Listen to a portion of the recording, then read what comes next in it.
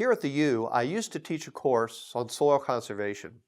So I was lecturing about how the best way to prevent soil erosion is with vegetative cover. And I said, you want to get your grain drill out and get your wheat in right away rather than waiting. After the lecture, I had a student come up to me very earnestly. She looked at me and said, "Why would you want to drill a hole in a grain of wheat?" I looked at her and thought this must be some kind of a joke or something. But then she said, "Well, you talked about grain drills." She was thinking it was a literal drill, a tiny drill designed to maybe help the wheat germinate and grow. She was just completely baffled about my use of that term. In another class, I had a similar conversation.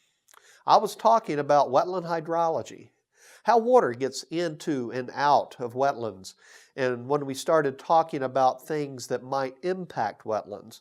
Of course, climate change is one thing. When I said something like, "That field has been tiled," and how that affected the wetland's hydrology, a student asked, "Tiles?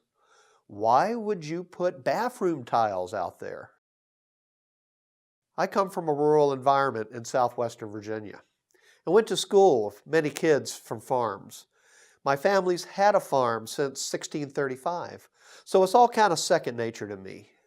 So when I talk about grain drills, I mean an implement that you use when you plant seeds. And when I talk about tiles, I mean the tubing that's used to drain water from the soil. They're called tiles because they used to be made out of terracotta back in the old days, but now they're made out of plastic. When I first started teaching around 1990, about a third of the class were from farms. But now when I ask, how many of y'all are from farms? Out of a class of 50 students, I might have 2 or 3 that are from family farms. So that kind of got me started thinking about how I really need to be more explicit with what I'm saying and to understand where my students are coming from and that they didn't come from my background. So now, one of the first things that I do is I take them out to an equipment dealer and we walk through, we look at the plows, disc, grain drills, and I bring them a piece of tile to show them what it looks like. Most of them are not going to be farmers, but it's absolutely essential for them to know about agriculture. Minnesota's growing seasons are short, but we have the best soils in the world because they used to be prairie soils, where the roots go down almost 3 feet.